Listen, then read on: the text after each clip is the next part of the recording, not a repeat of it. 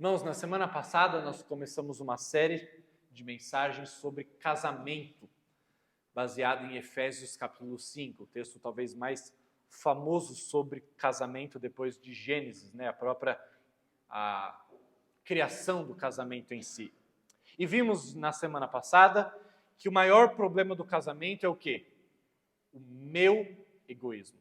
Não o nosso, não o do meu cônjuge, o meu egoísmo é o maior problema do casamento. E a coisa que eu enfatizei nessa mensagem é como o nosso egoísmo gera uma série de problemas no nosso casamento. Agora, algo que eu não enfatizei naquela primeira mensagem é que, a partir do versículo 21, que a gente tira essa ideia de que o egoísmo é o maior problema do casamento, já que o versículo 21 diz: sujeitem-se uns aos outros por temor de Cristo. E a ideia de se sujeitar é preferir o outro em honra, em prioridade, em atenção, em dar os desejos da outra pessoa prioridade acima dos seus. Mas algo que eu não enfatizei naquela mensagem é a motivação para que isso aconteça. A motivação para que se sujeitem uns aos outros aconteça dentro do casamento ou qualquer outro relacionamento. E a motivação é aquilo que Paulo diz, por temor a Cristo. E aqui cabe um rápido parênteses: temor a Cristo não é medo, não é pavor de Cristo. A gente lê temor na Bíblia, a gente sempre acha que tem a ver com essa ideia de medo, mas não é possível que seja essa interpretação. Tem um salmo que fala que nós devemos temer o Senhor porque Ele é perdoador, porque Ele perdoa os nossos pecados. Para que raio eu teria medo de alguém que perdoa meus pecados? Na verdade, a ideia de medo, tem muito mais a ver com a ideia de admiração, com a ideia daquele espanto pela beleza, pela grandeza, pela santidade de alguém. É você estar admirado por. Então, quando Paulo diz que nós devemos se sujeitar uns aos outros, e aplicando isso para o que ele vai começar a falar no versículo seguinte, que é o casamento, nós precisamos fazer isso motivados por uma admiração por Cristo, por uma reverência recheada de vislumbre, de admiração, de desejo por Jesus Cristo. Vimos também naquela primeira mensagem que a essência do casamento é uma aliança, é um voto. Votos carregam consigo bênçãos daquela aliança que está sendo feita. O casamento é uma bênção de Deus, e é resultado dessa aliança que é feita, mas ao mesmo tempo, os votos simbolizam uma maldição para quando as promessas que são feitas no casamento não são cumpridas. Por isso que lá no Antigo Testamento, geralmente, quando alianças eram feitas, não é na maneira como a gente faz hoje em dia, mas cortavam animais ao meio e as duas partes passavam no meio daqueles animais mortos, uma cena muito terrível para a gente, mas simbolizando, se qualquer uma das partes descumprisse as suas promessas naquela aliança, naquele voto, a maldição que caiu sobre aqueles animais cairia sobre eles. É assim que Deus enxerga a aliança. É uma bênção de fato. Deus fez uma aliança com Abraão desse jeito. Deus mandou que Abraão partisse animais ao meio e Deus passou dizendo: é com essa seriedade, Abraão, que eu faço uma aliança com você. E quando nós casamos, nós estamos afirmando diante de Deus e dos outros, é com essa seriedade que nós estamos entrando nesse voto, que é a essência do casamento. Não é sentimentos. Não é qualquer outra coisa, não são os filhos. Não é o sexo, e sim os votos. Todo o resto muda. Todo o resto você pode perder, mas os votos que você fez jamais mudarão. O propósito geral do casamento vimos na semana passada, que é o companheirismo. Isso deixa claro quando Paulo diz: por isso o homem deixará pai e mãe. E por isso é o quê? Que razão é essa? Ele diz: porque Deus fez macho e fêmea, homem e mulher. O homem estava só e isso não era bom. E Deus lhe fez uma auxiliadora idônea. E por isso o casamento existe. Companheirismo, amizade. E por último, na semana passada nós falamos que o casamento é a nossa prioridade número 1. Porque Deus diz que o homem deve deixar pai e mãe, deve deixar o seu núcleo familiar, deve deixar aquilo que antes era a coisa mais importante para ele e deve se unir a uma nova prioridade, número 1. Portanto, o pior problema do casamento é o meu egoísmo. A essência do casamento é uma aliança. O propósito do casamento é esse companheirismo. E o casamento é a nossa prioridade número 1. Assim deve ser. Hoje, tá, esses foram 4 princípios da semana passada. Hoje eu quero apresentar mais 4 princípios para vocês, ampliando aquilo que numa programação há um tempo atrás eu falei para os homens apenas dessa igreja sobre casamento. Eu quero ampliar isso para que todos nós aprendamos esses novos 4 princípios que Paulo nos ensina aqui nesse texto. Abra sua Bíblia em Efésios 5, vamos ler novamente esse texto que lemos na semana passada e extrair mais ensinamentos dele. Efésios 5, versículo 21 a 33. A palavra de Deus diz assim: sujeitem-se uns aos outros por temor a Cristo. Esposas, sujeite-se cada uma a seu marido como ao Senhor. Pois o marido é o cabeça da esposa, como Cristo é o cabeça da igreja. Ele é o salvador de seu corpo, a igreja. Assim como a igreja se sujeita a Cristo, também vocês, esposas, devem se sujeitar em tudo a seu marido. Maridos, ame cada um a sua esposa como Cristo amou a igreja. Ele entregou a vida por ela, a fim de torná-la santa, purificando-a ao lavá-la com água por meio da palavra. Assim o fez para apresentá-la a si mesmo como igreja gloriosa, sem mancha, ruga ou qualquer outro defeito, mas santa e sem culpa. Da mesma forma, os maridos devem amar cada um a sua esposa, como amam o próprio corpo, pois o homem que ama a sua esposa, na verdade, ama a si mesmo. Ninguém odeia o próprio corpo, mas o alimenta e cuida dele, como Cristo cuida da igreja. E nós somos membros de seu corpo. Por isso, o homem deixa pai e mãe e se une à sua mulher, e os dois se tornam um só. Esse é um grande mistério, mas ilustra a união entre Cristo e a igreja. Portanto, volto a dizer, cada homem deve amar a esposa como ama a si mesmo, e a esposa deve respeitar o marido. Essa noite, então, eu quero falar sobre o padrão do amor no casamento, o privilégio do amor no casamento, o dever do amor no casamento e o objetivo do amor no casamento. Padrão, privilégio, dever e objetivo. Comecemos com o padrão do amor no casamento. Qual que é o modelo? Qual que é a referência de casamento? Qual é a referência de amor que deve ser vivido no casamento? É Rodrigo Hilbert? Não sei que mulher que as mulheres se inspiram, mas quem que é a referência de amor no casamento? A quem nós copiamos? Qual é o casal na igreja que você almeja copiar? Qual é o padrão? Qual é a régua que nós devemos medir o amor do nosso casamento? Paulo diz no versículo 25, maridos, ame cada um a sua esposa, como Cristo amou a igreja. O que Cristo fez? Ele diz, ele entregou a vida por ela. Já começa assim. Esse é o padrão. Versículo 28, ele repete, porque ele quer dar ênfase. O marido não fala, Paulo, aqui sabe, eu não prestei atenção bem nessa hora. Ele diz, da mesma forma, os maridos devem amar cada um a sua esposa como amam o próprio corpo, pois o homem que ama a sua esposa, na verdade, se ama. Ou seja, da mesma forma como Cristo, maridos devem amar a sua esposa. Aqui está claro, Deus não aceita qualquer padrão inferior a esse. É simplesmente amar como Cristo fez.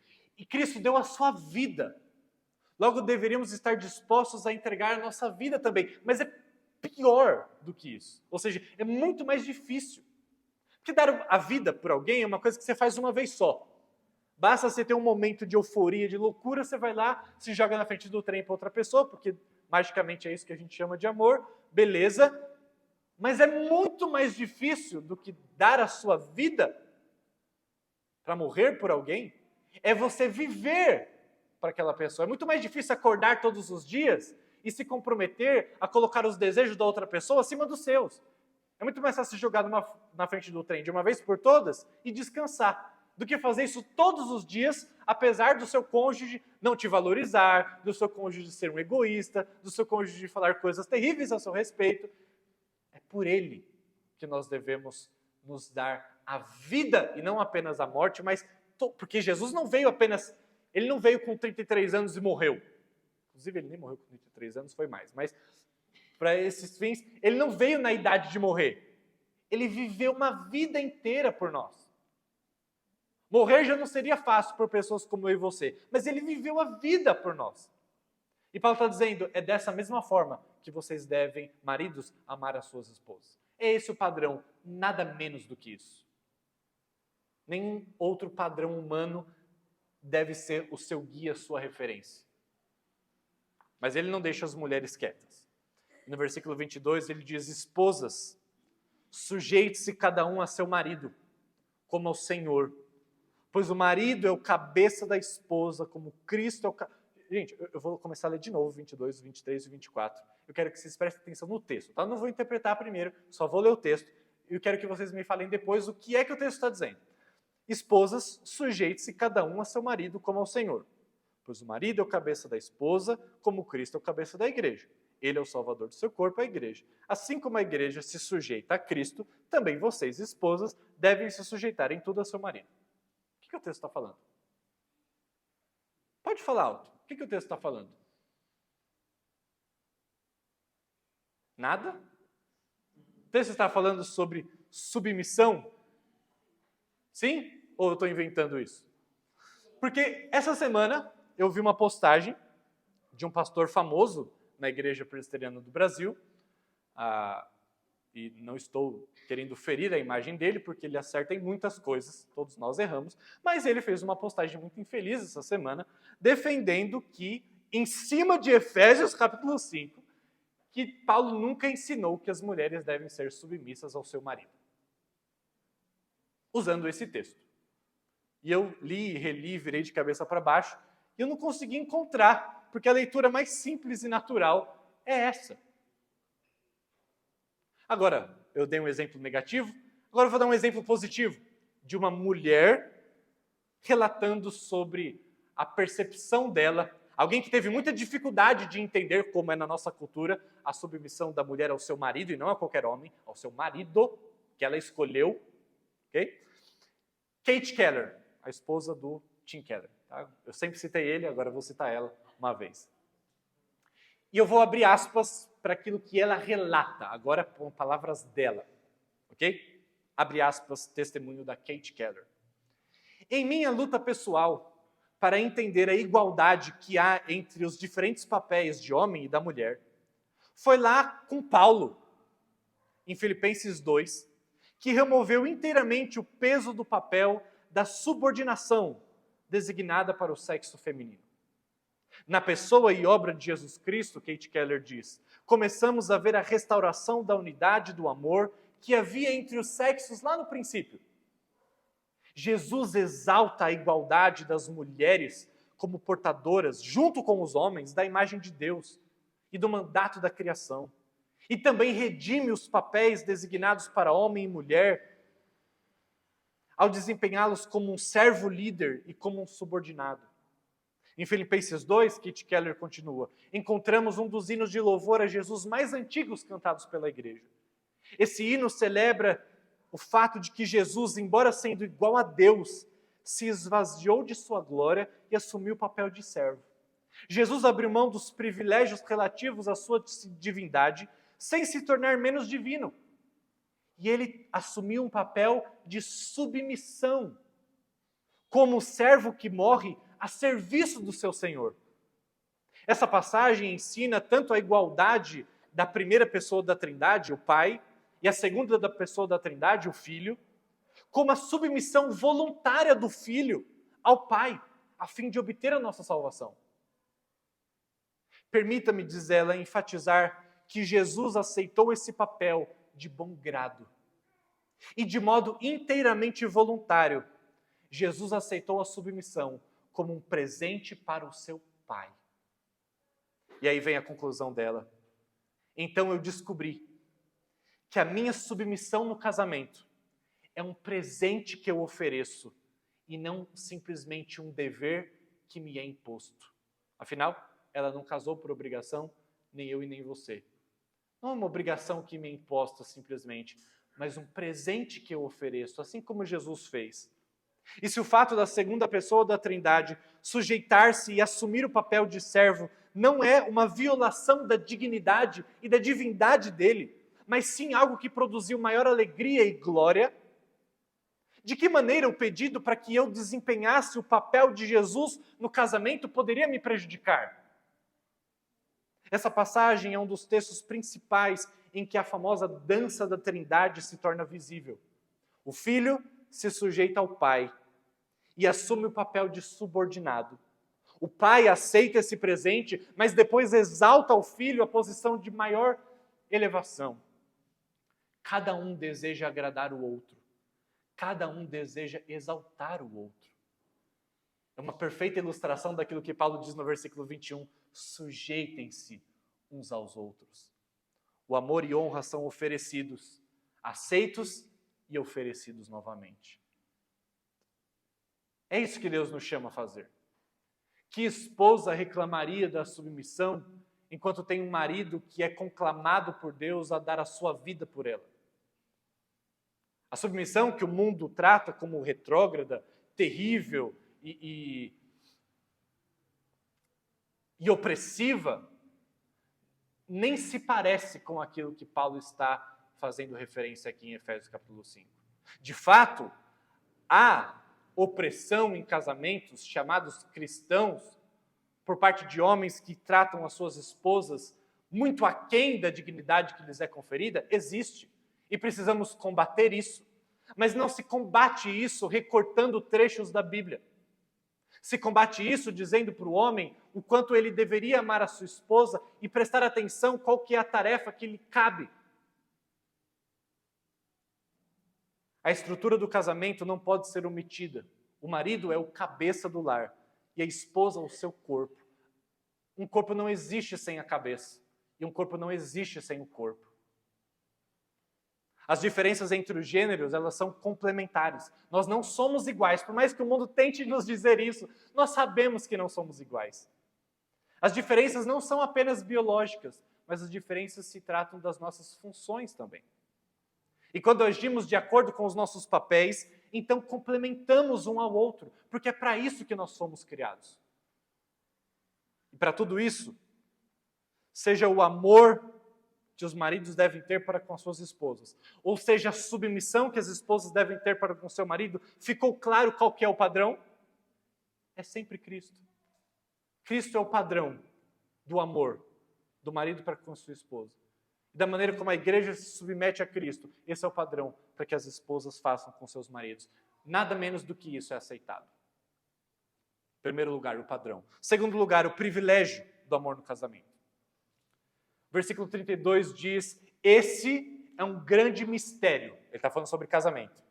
Mas esse mistério serve para ilustrar a união entre Cristo e a igreja. Paulo diz no versículo 32. O mistério do casamento é um espelho que reflete o relacionamento entre Cristo e a igreja. E isso, meus irmãos, talvez a gente passe por isso de maneira tão rápida que a gente não percebe o quanto nos é dado um privilégio.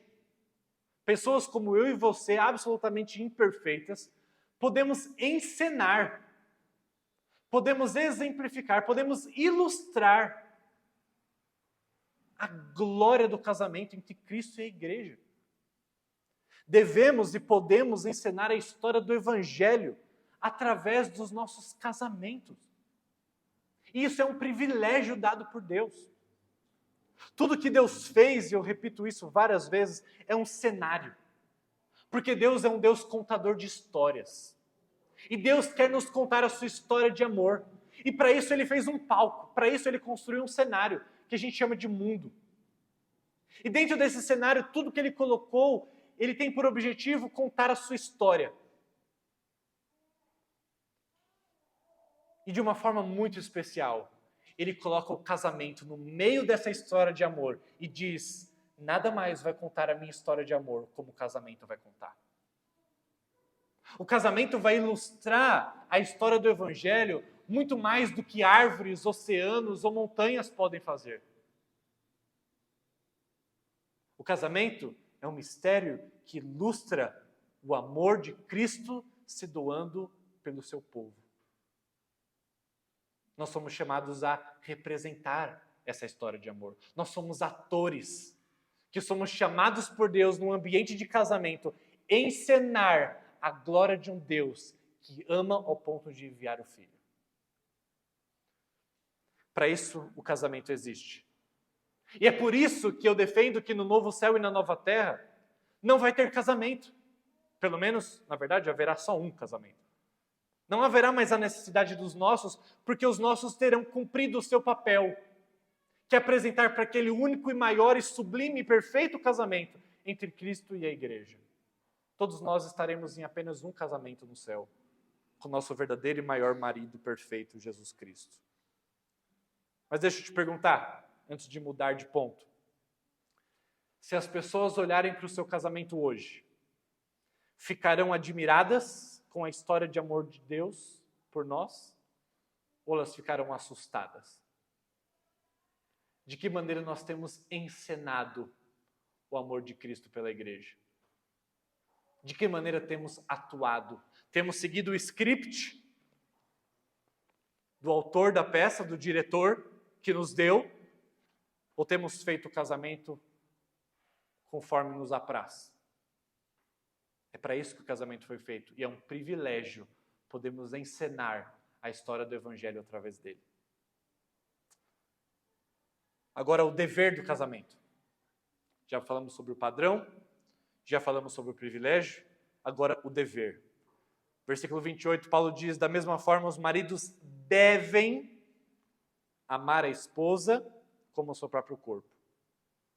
Versículo 33, ele volta a dizer: cada homem deve amar a esposa como a si mesmo, e a esposa deve respeitar o marido. Em primeiro lugar, ninguém jamais odiou o corpo. Paulo usa esse argumento aqui, ok? Ninguém jamais odiou o corpo, o próprio corpo, versículo 28. Ah, mas pastor, eu odeio o meu corpo. Eu odeio o meu nariz, pastor. Não, você ama tanto o seu nariz que você gostaria que ele fosse diferente.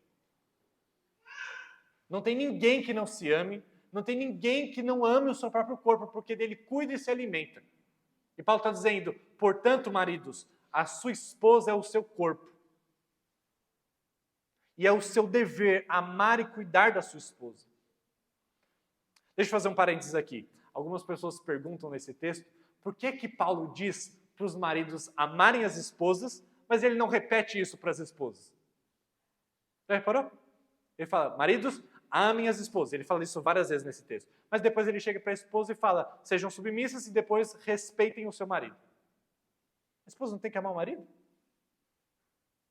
Bom, duas respostas para isso. Primeiro, Paulo diz sim que esposas devem amar o marido. Só não aqui.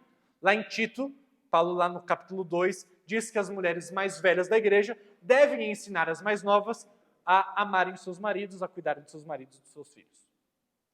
Mas, em segundo lugar, a explicação porque Paulo não repete essa frase aqui em Efésios 5 é que as mulheres da época já eram culturalmente instruídas a cuidar dos seus maridos e dos seus filhos. A mulher naquela época, a Bíblia não defende isso, mas infelizmente ela só tinha valor enquanto um papel de mulher, esposa e de mãe.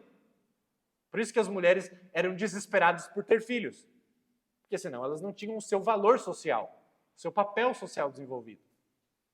Nós somos contrários a esse tipo de visão, óbvio. Mas o ponto é, as mulheres já eram culturalmente instruídas a amarem seus maridos, mas seus maridos, não. A exortação de Paulo nesse sentido poderia ter sido uma maneira de equilibrar as expectativas, pedindo que os homens também se comprometessem profundamente com os casamentos que as mulheres já faziam. Eu imagino que essa seria a melhor resposta do porquê Paulo não faz questão de dizer para as esposas amarem seus maridos, porque já era uma coisa que elas faziam já estava dentro do seu papel social, muitas vezes negligenciado pelos homens. Por isso que Paulo vai dizer que os homens deveriam fazer parte da vida comum do lar. Ok, então vamos voltar para o dever. Os maridos devem amar. Primeira coisa que a gente deve prestar atenção aqui. Amor, que Paulo está dizendo dentro desse contexto, não é sentimento. Porque não dá para mandar ter sentimento. Não é afeição. Por exemplo, a Bíblia diz que nós devemos amar os nossos inimigos. Se a Bíblia estivesse falando de afeição, como você tem afeição por um inimigo? Como você se sente o seu estômago borbulhar ali por um inimigo? Não dá para ter isso. A ideia de amar os inimigos é fazer bem a eles. Ações levam a sentimentos, mas o sentimento não vem em primeiro lugar. E isso, colocar os sentimentos em primeiro lugar, é sinal de imaturidade. Bem presente na nossa época, é claro, que só fazemos aquilo que nos dá vontade. Ah, não vim para a igreja esse domingo. Ah, mas por quê? Ah, porque eu não estava com vontade. Já disseram que no começo os nazistas matavam os judeus porque eles os odiavam. Mas depois disseram que eles odiavam os judeus porque eles os matavam. Isso funciona na direção contrária também. Primeiro você ama alguém servindo a pessoa. E depois você vai acabar se encontrando através do serviço, amando aquela pessoa. Os sentimentos de amor seguem as atitudes de amor. Da mesma maneira que os sentimentos de ódio seguem atitudes de ódio. Não espere que as atitudes de amor sigam os seus sentimentos. Não faça isso. É muito comum no escritório pastoral as pessoas com problema no casamento dizerem uma frase como se fosse a frase mais impactante e significante que elas podem dizer num aconselhamento de casal. Pastor, eu não sinto mais nada pelo meu marido. E o marido também, eu não sinto mais nada pela minha esposa. Como se eles estivessem jogando uma bomba em cima de mim, falando, e agora, lide com isso. Eu falo, muito bem. Irrelevante. É claro, em certo aspecto, porque em outro nós somos chamados à integralidade em todas as esferas da vida. Então eu só sou integral na medida que as minhas emoções, afeições, vontades, razão, tudo isso convirja para o casamento nesse caso. Mas o amor que a Bíblia nos conclama a amar uns aos outros tem a ver com decisões de amor. Tem a ver com ações de amor. Eu digo, não importa o que você está sentindo nesse primeiro momento um pelo outro. O que importa é o que você vai fazer. E não me surpreende, e os seus não sentimentos pela sua esposa ou pelo seu marido, não é culpa dela ou dele. E, gente, se tem uma coisa que eu descobri, as duras penas, na experiência do casamento é isso. Quando você está meio frio com outra pessoa, você não está, sabe, não tem muito interesse mais nela ou nele. Não é por conta dela ou dele. É porque você em algum momento deixou de servir, em algum momento deixou de ter atitudes de amor, se sujeitando um ao outro. Em algum momento você começou egoisticamente a olhar só para si mesmo, que o seu amor foi se esfriando do outro, enquanto você começou apenas a se amar. E na medida que nós nos dispomos a servir o outro, mesmo sem sentimentos, os sentimentos começam a aparecer. E foi muito revelador quando eu descobri isso, porque por algum tempo eu achava que eu teria sentimentos acalorados e intensificados pela Karina na medida que ela me servisse. Eu descobri que, na verdade, a minha ausência ou falta ou escassez de sentimentos por ela tem muito mais a ver com as minhas atitudes em relação a ela. Ao quanto eu tenho investido nesse relacionamento, ao quanto eu tenho me dado e me entregado nesse relacionamento. Quem pouco se entrega, pouco ama. Quando o seu cônjuge age errado com você, o que você faz? Quanto menos o seu cônjuge te dá, então menos você dá de volta. Quanto menos você dá de volta para o seu cônjuge, menos você sente vontade de amar. Quanto menos você sente vontade de amar, menos você age com amor. E quanto menos você age com amor, menos você se sente amoroso. E anos a fio, isso faz um grande estrago. Um grande estrago. Mas pelo contrário, quanto mais você dá, mais você se sente amoroso. Quanto mais você se sente amoroso e apaixonado pela outra pessoa, mais você dá. E quanto mais você age com amor, mais você sente isso e é um ciclo virtuoso. Ou seja, você deve amar mesmo quando você não está sentindo isso. Seus sentimentos de afeto dependem mais de você, mesmo do que quão bem a outra pessoa está te servindo. O sentimento de amor deverá seguir as ações de amor e não o contrário. Fazer o contrário é sinal de imaturidade. E sinceramente, meus irmãos, preste atenção no que eu vou dizer agora. Os dias em que você é mais capaz de honrar a Deus, amando o seu cônjuge, da maneira como Cristo amou a igreja, são os dias que você não sente muita afeição. Vou repetir. Os dias que você é mais capaz de honrar a Deus, amando o seu cônjuge, da maneira como Cristo amou a igreja, são os dias que você não sente muita afeição. E você faz pela sua decisão de amar. E quando você tem sentimentos, é fácil servir. Mas quando você não tem, isso chama amor. Não estou dizendo que amor é quando você não tem sentimentos. Óbvio. É assim que Jesus nos amou. Ele não nos amou porque éramos pessoas amáveis. Ele não nos amou porque ele ficou apaixonado pela gente. Ele não nos amou porque éramos pessoas amáveis, mas ele nos amou para que nos tornássemos pessoas amáveis. Versículo 33 diz: o homem deve amar a esposa como a si mesmo. Ele deve fazer isso. Portanto, ele não deve esperar que sentimentos apareçam para que ele comece a fazer alguma coisa. Mas ele deve decidir amar como Cristo fez. Agora, o objetivo do amor no casamento. Não, na verdade, antes. Um ponto importante aqui nesse dever. Porque ainda é muito subjetivo. Amar a esposa, mas como é que eu tenho feito isso na prática? Porque é fácil. Eu tenho amado minha esposa essa semana? Acho que sim. Mas o que isso significa na prática? Amar da mesma forma como você se ama, como você ama a si mesmo, significa o seguinte: gastar o mesmo tempo que você dedica para as suas coisas, para o seu cônjuge. Não é amar como a si mesmo? Então você vai amar igual. Não vou nem falar mais. Igual. Pega o tempo que você gasta consigo e use o tempo igual para o seu cônjuge. Amar da mesma forma significa gastar a mesma energia que você usa ou disposição com qual você faz as suas coisas, fazer as coisas para e pelo seu cônjuge. Amar como a si mesmo significa ter o mesmo interesse em satisfazer as necessidades do seu cônjuge que você tem o interesse em satisfazer as suas. Amar o outro como a si mesmo significa, na prática, gastar o mesmo dinheiro que você gasta consigo com a outra pessoa. E por aí vai.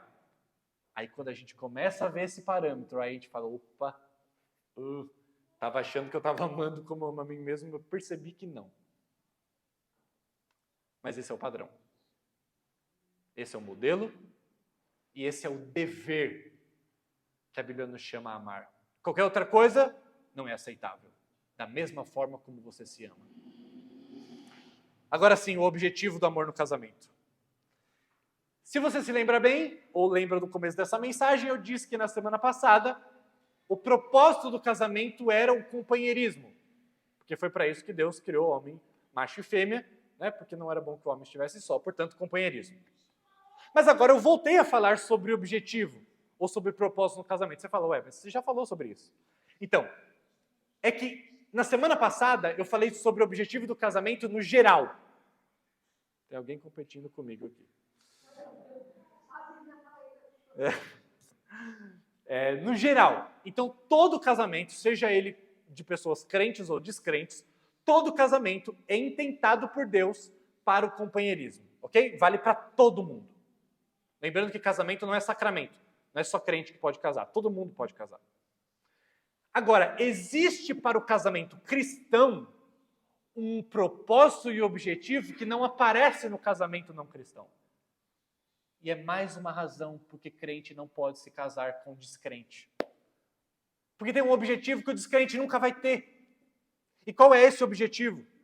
Versículo 25 diz que ele entregou a sua vida, 26, a fim de, com o propósito de, para o objetivo de torná-la, a igreja, santa.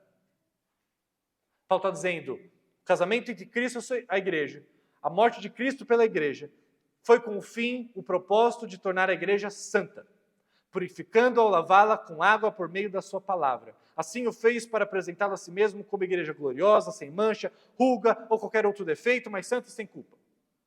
O que Paulo está dizendo aqui? Está dizendo, maridos, amem as suas esposas, como Cristo amou a igreja. E deixa de dizer o que Cristo fez pela igreja. Ele não só se entregou por ela. Deixa eu falar qual foi o propósito de ele ter se entregado por ela. Torná-la santa, maridos. Torná-la santa. O que Paulo está dizendo? Maridos, você não pode ter um objetivo maior na vida que não esse. Tornar a sua esposa santa. É assim que você ama a sua esposa. Tornando-a santa. Esse é o propósito do casamento cristão. Encontre um incrédulo que tenha esse propósito de casamento com você. Se já é difícil no casamento de homem e mulher cristãos, que tem que ser relembrados o dia inteiro e todo dia desse fato que a gente esquece durante o dia, quanto mais um não cristão terá um santo objetivo de tornar você a imagem do nosso Criador. De tornar você a semelhança de Jesus, alguém santo, alguém puro, alguém sem mácula, sem ruga, sem mancha. O casamento foi inventado por Deus como veículo de santificação. Infelizmente, o casamento tem sido abordado por nós como um veículo apenas de satisfação individual. Mas antes de qualquer coisa, o casamento é um veículo de santificação. Devemos nos preocupar intencionalmente com isso. Mas mesmo nos preocupando intencionalmente, é muito difícil, tá? Eu não quero trazer a menor impressão de que eu vivo o que eu estou falando. Tá? Menor impressão. Porque as pessoas falam assim, não, esse pastor aí não prega o que vive. Se fosse pregar só o que eu vivo, eu ia pregar muito pouco. Então é mais fácil eu me esforçar para viver aquilo que eu prego. Que é uma coisa que eu tenho levado para a minha vida. Mas o ponto é, cada vez que eu prego sobre isso, ou que eu faço um aconselhamento e que eu tenho que lembrar alguém sobre isso, eu falo, meu Deus, está tão claro, é tão evidente, mas no dia a dia, são raras as vezes que eu me pego lembrando disso. Que o meu propósito do casamento não é ser entretido, não é ter as minhas necessidades satisfeitas, os meus desejos satisfeitos, mas é tornar a outra pessoa a imagem de Jesus. A ser santa. E como a gente esquece disso? Agora, deixa eu trazer um pouco de esperança aqui. Mesmo quando a gente esquece disso, Deus não esquece. E Deus usa o nosso casamento, cheio dos nossos problemas e egoísmos, para formar o caráter de Cristo em nós. Porque quando nós erramos, Deus não erra. E mesmo quando eu trato a minha esposa de maneira egoísta e não me preocupo com a santidade dela, tem alguém que está usando o meu egoísmo para produzir santidade nela. Isso não me exime da minha responsabilidade, de forma alguma. Mas isso me dá segurança de que Deus não abandona a instituição casamento e Ele tem a utilizado. Deus usa o casamento, e todo casado aqui vai saber do que eu estou falando, para mostrar coisas em nós que nós jamais saberíamos se não estivéssemos casados. Jamais saberíamos. Existem coisas que só vão borbulhar no terreno do casamento. Ah, mas eu era uma pessoa super assim antes de casar. Ah, eu não sei por que agora eu estou assim. Meu filho, você só não tinha um ambiente para você descobrir esse aspecto do seu coração. Mas Deus permite que essas coisas sejam vistas no casamento para que Ele nos trabalhe. O verdadeiro erro que as pessoas cometem, quase sempre, é que se você sente que o conflito do casamento, é quando você sente que o conflito do casamento é um conflito que o seu cônjuge trouxe. Eu estou em brigas, eu estou em conflito no meu casamento, porque o outro trouxe esse conflito. Não tem nada mais errado. O poder do casamento é que o casamento não leva você a um confronto com o seu cônjuge. O casamento deve levar você a um confronto contra si mesmo. As coisas que são reveladas no casamento te obrigam a olhar no espelho e perceber coisas em você que você jamais perceberia sem estar nesse relacionamento. O casamento pega você pela nuca, empurra seu pescoço no espelho e diz: olhe para isso. O casamento revela mais do seu egoísmo do que revela do egoísmo do outro. E o que te incomoda tanto no egoísmo do outro é o seu mesmo. Padrão do casamento, o amor no casamento é Jesus. O privilégio do casamento é encenar o casamento de Jesus. O dever do casamento é fazer o que Jesus fez. E o objetivo do casamento é transformar a outra pessoa à imagem de Jesus. Menos cristocêntrico do que isso, impossível. Mas eu quero fazer algumas aplicações e terminar essa mensagem. E a minha pergunta básica é: como nós temos feito essas coisas? Será que nós temos nos preocupado intencionalmente com isso? Sejamos sinceros. Temos seguido o padrão de amor e de submissão de Cristo? Temos encarado o privilégio de representar a Cristo e encenar o Evangelho em nossos casamentos? Temos obedecido o dever de amar como nos amamos? Ou de nos submeter a Cristo como deveríamos? Temos seguido os nossos papéis que são diferentes no casamento? Temos nos preocupado com o objetivo cristão para o casamento? Temos, durante o dia, conscientemente pensado: pera, meu casamento não é para minha satisfação.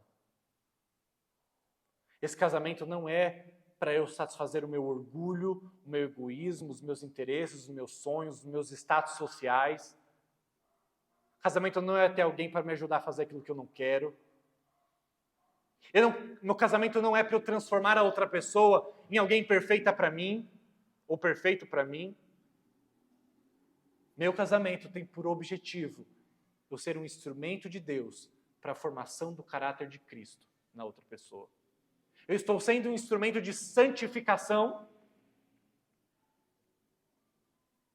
Eu não, definitivamente. E é uma coisa que eu preciso me lembrar todos os dias. Não é uma coisa que eu me lembro amanhã. Não é uma coisa, tarefa para amanhã, lembre disso nunca. Todos os dias. E mesmo lembrando, a gente vai errar. Mas se não lembrar, aí que a gente já está errado para sempre. Eu quero terminar com uma história bem batida. Eu já contei essa história pelo menos aqui umas 3, 4 vezes. Se você não ouviu, tudo bem. Se você já ouviu, eu vou ouvir de novo. E eu vou continuar contando, porque ela é muito boa. Há um tempo atrás, em uma terra longínqua e distante, era costumeiro que os casamentos fossem arranjados. E aí, então, certa vez, um homem, um pai, com muitas filhas, estava ali, com suas filhas, imaginando qual delas ele casaria primeiro. E tinha uma delas, a menor, que ele falava: não, essa daqui eu nunca vou casar. Nunca vou casar. Ela era feia, ela não sabia fazer nada, ela era chata, ela não era boa de conversa, ela não era boa de nada, nada de atraente tinha naquela menina. Ele falava: essa eu nunca vou casar. Já tinha outra que ele falava: essa daqui. E naquela época também, tinha um negócio chamado dote. Acho que vocês já ouviram falar. Então, o marido, alguém que chegasse, um pretendente que quisesse casar com uma de suas filhas, deveria pagar um dote para o seu pai. Tem lugares do mundo que ainda faz isso. Uma objetificação da mulher. Então, deveria pagar um dote. E aí, aquele pai, imaginava que ele não queria casar com aquela filha e, se fosse casar, seria o dote mais baixo. Na época, 2 ratinhos eram o dote mais baixo, que alguém se pagava para o pai para poder casar, e 8 vacas era o dote maior, mais caro a ser pago por uma filha. E então chega um viajante ali e diz, eu quero casar com uma de suas filhas. Ele falou, pois não, já até imagino quem seja. Aí o cara falou assim, não, é essa daqui, ó. E apontou para que não tinha nada de atraente em nenhum sentido. E o pai falou assim, o quê? Mas ele não perguntou de novo, por quê? Né? Afinal de contas, ele queria despachar mesmo. E ele falou, tá bom, qual é o dote? Né? Imaginando os dois ratinhos, já estava até esperando aqui. E aquele homem disse, 8 vacas. Novamente, ele não perguntou de novo, para não perder aquelas 8 vacas, mas ficou com aquilo na cabeça. Ele escolheu casar com a minha filha mais feia, mais desinteressante, mais chata. Por que ele fez isso? Ele ainda pagou 8 vacas nesse dote. Qual que é o sentido disso? Beleza, casaram, ele morava numa terra distante, pegou a filha, foi embora. Anos se passaram, aquele pai curioso decide fazer uma visita para sua filha, saber como estão as coisas. Aquele homem chega, anos depois, entra na casa, perguntando, olá de casa, alguém aqui? E ele vê alguém linda, super feliz, super contente, agradável, disposta ao serviço, comunicativa. E ele quase não reconhece minha filha. E ele fica tão embasbacado, tão surpreso com aquilo, que ele chega para o marido da sua filha e pergunta, o que você fez com ela? Então aquele marido dá de ombros e diz, eu apenas a amei com o amor de 8 vacas. Eu apenas a amei e a servi com o valor que eu paguei por ela. Eu sei que essa história está muito distante de nós em vários aspectos, mas é exatamente isso que Cristo fez por nós. Cristo não amou uma esposa bonita, cheia de qualidades, disposta ao serviço, nada, não tinha nada de bom que Cristo pudesse ver em mim e em você, nada vezes nada. E ele não deu 2 ratinhos, e ele não apenas cortou um dedo mindinho para dar por nós, ele derramou o seu sangue, a sua vida, ele abriu mão do seu trono de glória e morreu uma morte vergonhosa numa cruz por amor a pessoas que não valiam 2 ratinhos, eu e você. Mas ele decidiu nos amar não segundo merecíamos, mas segundo o preço que foi pago por nós naquela cruz. Muito mais do que 8 vacas, a sua própria vida. E o contato com esse amor tão imerecido e tão maravilhoso como a mulher da ilustração nos faz se tornar pessoas mais belas. Nos faz nos tornar pessoas mais santas. Nos faz nos tornar pessoas mais alegres, mais satisfeitas, mais de bem com a vida. O contato do amor de Cristo. Portanto, meus irmãos, não se esqueçam, embora nós estejamos falando aqui sobre casamento, e que sim, você deve se esmerar para que o seu cônjuge se torne alguém mais santo na medida com que você ame, não segundo o amor que ele merece, mas segundo o amor que você prometeu amá-lo no seu dia do casamento. No final das contas, nada disso é sobre nós. Nada disso é sobre nós. Tudo isso é sobre Ele. Tudo isso é sobre a glória dEle, sobre o casamento dEle. E Ele nos chama a vivenciar esse tipo de amor com Ele, a tal forma que sejamos mais e mais santos, mais e mais belos, mais e mais puros. Vamos orar. Senhor Deus, obrigado pela Tua palavra. Porque mais do que um guia sobre casamento, embora ela seja, embora não possamos aprender a viver um casamento adequado sem a Tua palavra, é impossível. Mas nós falhamos em viver um casamento adequado, todos nós. E precisamos mais do que um exemplo. Deus, o exemplo do Senhor nos esmaga, porque nós somos incapazes de segui-lo. Precisamos de um Salvador. Precisamos de alguém que entregue a sua vida por nós. E essa pessoa foi Jesus Cristo. E Deus, queremos ter um contato em tal medida e em tal profundidade com esse amor, que sejamos mais belos, que sejamos mais santos, que sejamos mais puros, que sejamos mais amáveis, que sejamos pessoas gloriosas. E queremos que toda essa glória e esse amor sejam derramados em nossos casamentos, Deus. Queremos encenar o teu amor na nossa história. Queremos internalizar o teu casamento em nosso casamento. Queremos ilustrar o teu evangelho na medida que nos relacionamos com os nossos cônjuges, Deus. Não nos permita viver casamentos iguais às pessoas que não conhecem o teu amor. Perdoa-nos, Deus, quando somos egoístas. Perdoa-nos, Deus, quando nós não cumprimos com os nossos votos. Perdoa-nos quando nós nos esquecemos do propósito do casamento. Perdoa-nos quando nós não seguimos o companheirismo que é exigido de nós no casamento. Perdoa, Deus, e nos lembre do teu amor essa noite, porque precisamos dele. E oramos assim em nome de Jesus.